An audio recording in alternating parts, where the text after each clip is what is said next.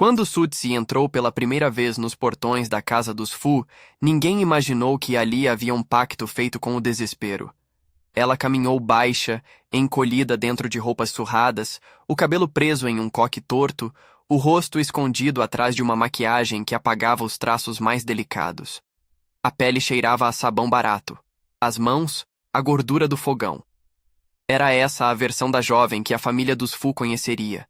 A criada feia, silenciosa e sem nome. Mas por trás daquele disfarce havia uma urgência. A avó de Su estava doente, e as dívidas do tratamento eram uma sombra que só crescerá. Ela havia feito um acordo perigoso: servir na mansão, suportar humilhações, tudo em troca de garantia de que ninguém tocaria na avó enquanto os médicos fizessem o resto. A casa dos Fu era opulência e silêncio. Mármore frio, corredores que pareciam lembrar privilégios, quadros severos olhando para quem chegava. Fu Nancheng, herdeiro e CEO, era uma figura esculpida pelo poder. Bonito, controlado, com olhos que avaliavam como um investidor avalia risco. A família inteira se movia em torno do seu nome, distribuindo ordens como se fossem moedas. Havia também um ar de expectativa, uma união a caminho, uma noiva perfeitamente esculpida que consolidaria alianças. E havia um perfume no ar, sempre presente, uma nota floral amadeirada que parecia flutuar onde quer que a conversa tomasse um tom de desejo. Esse perfume perturbava Fu Nancheng mais do que desejaria admitir. Su aprendeu rápido a ser invisível. Ela raspava o chão com o rosto direcionado ao pó, passava pano nos degraus, enquanto as conversas de alta sociedade se dissolviam nos salões, recolhia pratos sem nunca olhar nos olhos dos que jantavam. O chefe dos servos era ríspido, fazia piadas às custas dela, encontrava prazer barato em pequenas humilhações. A rival também estava presente, uma jovem de rosto esculpido pela indústria da vaidade, que circulava com a certeza de quem pagou para ser desejada. Ela havia passado por cirurgias, treinado sorrisos. A sua presença era um lembrete de que naquele mundo, a aparência se traduzia em poder, e entre pequenas tarefas e grandes silêncios, havia os encontros com Fu. Não eram encontros formais, eram colisões furtivas. Um copo derrubado, um manual entregue com tremor, um lenço esquecido. Fu sentia uma leve irritação transformada em curiosidade. Havia um cheiro que o puxava, uma pista olfativa que lembrava outra mulher do passado, um arrepio de memória que ele não conseguia nomear. Às vezes, quando Su passava por um corredor, um sopro de aroma de sabão terminava indo fundo, e por contraste, o perfume que habitava a casa parecia ainda mais intenso. Ele observava a criada sem captar o que verdadeiramente a tornava diferente. A firmeza do olhar quando ela passava a mão na manga da avó e murmurava promessas silenciosas. As humilhações vieram sem aviso. Um jantar social onde os convidados se divertiam às custas dos serviçais. Uma ordem para que Su colocasse um chapéu grosseiro durante uma visita para que as crianças não ficassem assustadas. Um rumor espalhado pelo chefe de servos sobre a origem pobre de sua família. Ela suportou tudo porque cada gesto de submissão era um cálculo em favor da avó. À noite, de retorno ao quarto minúsculo onde guardava um lenço cheio de notas escritas pela avó, promessas de cura, lembranças de um terreno que não vendiam, Su respirava fundo e olhava a foto da mulher que havia criado suas mãos. Era por ela que se encolhia, por ela que se tornava pequena. Num desses dias, o clima na mansão mudou. Um ultimato chegara. A família dos Fu exigia que o herdeiro tivesse alguém para preencher uma imagem, e a rival fazia questão de se colocar no centro. Havia uma tentativa de forçar uma aproximação entre Fu Nancheng e a mulher que a família acreditava ser apropriada para ele. E naquela noite, entre passos e sinos distantes, foi ordenado que Su servisse no quarto do chefe. Um pedido que carregava outra intenção oculta. A ordem veio com a sombra de uma ameaça. Qualquer desobediência traria consequências que poderiam atingir a avó. Não havia escolha que não tivesse preço. Se essa história está falando com você, inscreva-se e fique até o fim. Há uma questão que vale mais do que orgulho. A noite em que tudo se apertou foi simples nas aparências e brutal nas sensações. Fu entrou no quarto com passos contidos. As luzes eram baixas. O perfume mais denso parecia se acumular como nuvem. Su trouxe chá, as mãos tremendo só no começo. Ele falou pouco. Os diálogos eram cortados por silêncios mais longos. Em um gesto mecânico, Su ofereceu um lenço. Era o mesmo lenço com o cheiro que sua avó usava nos dias de gripe, impregnado de lembranças caseiras. Fu pegou-o, e algo no tecido trouxe uma memória fugidia. Um rosto que usava perfume. Uma promessa que se desfez. Por um instante, o CEO se viu desconcertado. Sua vigilância caiu. Em outra ocasião, ele teria confundido esse cheiro com qualquer outra mulher ali, mas algo naquele encontro alterou as proporções. A tensão cresceu quando a rival entrou na dança social com um sorriso calculado. Ela parecia destinada a ocupar o lugar que a família dos Fu havia idealizado.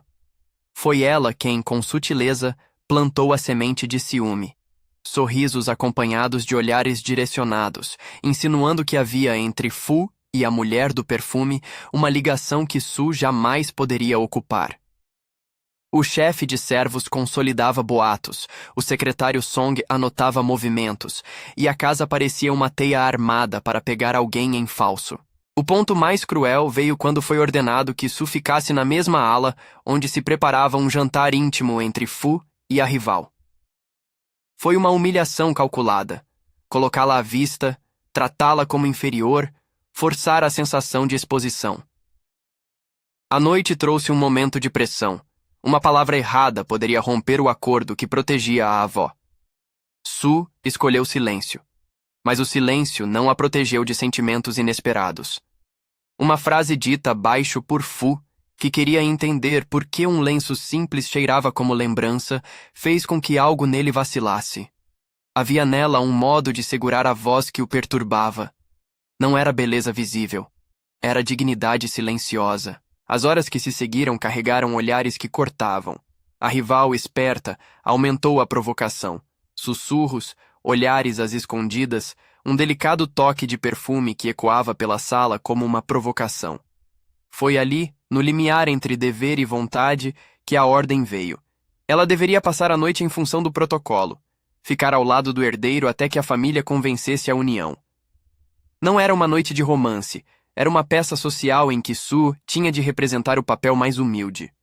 A violência estava na coação do gesto, na recusa em reconhecer a humanidade da jovem como algo digno. Su sentiu o risco. Recusar poderia significar que seu acordo pela avó seria quebrado. Na penumbra daquele quarto, um detalhe se tornou crucial. O curativo que cobria a lateral do rosto de Su, uma pequena faixa de pano que ela usava para esconder uma cicatriz antiga, começou a incomodá-la. A cicatriz não era feiura, era a marca de uma vida árdua, de trabalho e de queda. Ela a escondia para que ninguém a usasse como moeda. Fu, por curiosidade e por um impulso que não sabia nomear, aproximou-se quando a luz caiu ao mínimo. O cheiro do curativo, lavado em água quente e passado no ferro, se misturou ao perfume pesado que pairava. Houve, naquele instante, um conflito. O que ele sentia não cabia nas categorias que até então controlavam a casa. A revelação não foi um espetáculo orquestrado. Foi uma escolha súbita e humana. Su sentiu que, se continuasse se escondendo, perderia mais do que a própria dignidade. Perderia a capacidade de olhar nos olhos de quem a tratava como objeto. Ela tirou, com as mãos que tremiam por dentro, mas com firmeza por fora, a faixa do rosto. A luz fraca revelou algo que a casa inteira não esperava. Um rosto limpo, traços suaves que a maquiagem pesada havia escondido, olhos que tinham a mesma certeza da avó quando dizia, vai dar certo. O cabelo, desembaraçado, caía em ondas simples que marcavam uma beleza tranquila, não fabricada. Havia uma marca, a cicatriz, mas ela era pequena diante de uma presença que, pela primeira vez, não pedia permissão para existir. Fu não sabia como nomear o que via. Havia surpresa, claro. Havia culpa, sobretudo, o reconhecimento de que julgara alguém por aparência e permitira que a crueldade do ambiente o moldasse. Ele tentou responder com palavras rudes, com distância habitual, mas algo se quebrou. Por trás do choque houve um entendimento. A beleza da mulher que tinha diante de si não se tratava apenas de estética. Tratava-se de coragem. A casa inteira, que vivia de aparências, foi obrigada a encarar a contradição. A reação teve consequências. O secretário Song, que há tempos suspeitava das tramas internas, decidiu agir de modo prático. Apresentou documentos que comprovavam o acordo que mantivera a avó de Su protegida enquanto Su trabalhava. A família Fu, confrontada com a verdade e com a exposição da rival, que havia manipulado situações para subir na escada social, teve de responder. Havia vergonha nos corredores, sussurros entre quadros. A noiva de plástico encontrou-se sozinha diante de rostos que agora a questionavam. No centro de tudo, a avó de Su recebeu a ajuda prometida. O tratamento foi garantido, as dívidas negociadas. Não foi mágica. Houve pressão pública, houve decisões legais, houve a firmeza de alguns que, ao verem a injustiça, resolveram corrigi-la. Su não foi imediatamente absolvida do ressentimento que carregava. Havia memórias da humilhação. Havia a necessidade de reconstruir a própria imagem longe das mãos que a usaram. Mas o passo foi dado. Sua avó estava segura, a ameaça neutralizada. O olhar entre Su e Fu mudou. Não era uma transformação instantânea para o para sempre romântico. Era o início de um reconhecimento. Ele pediu desculpas, não com soberba, mas com o peso de quem viu sua visão limitada cair em ruínas. Ela ouviu, mas manteve um cuidado. Confiança é construída, não declamada. Ainda assim, havia uma promessa. Ele usaria sua posição para reparar, para garantir que ninguém mais fosse subjugado por jogos de status. Ela, por sua vez, olhou-se pela primeira vez no espelho sem camuflagem e sorriu de modo que sua avó, anos depois, lembraria como a primeira vitória verdadeira. A história terminou não com um conto de princesas que tudo resolvem num abraço instantâneo, mas com pequenas vitórias que significavam que a dignidade havia sido restituída. A rival foi desmascarada. Alguns privilégios foram questionados.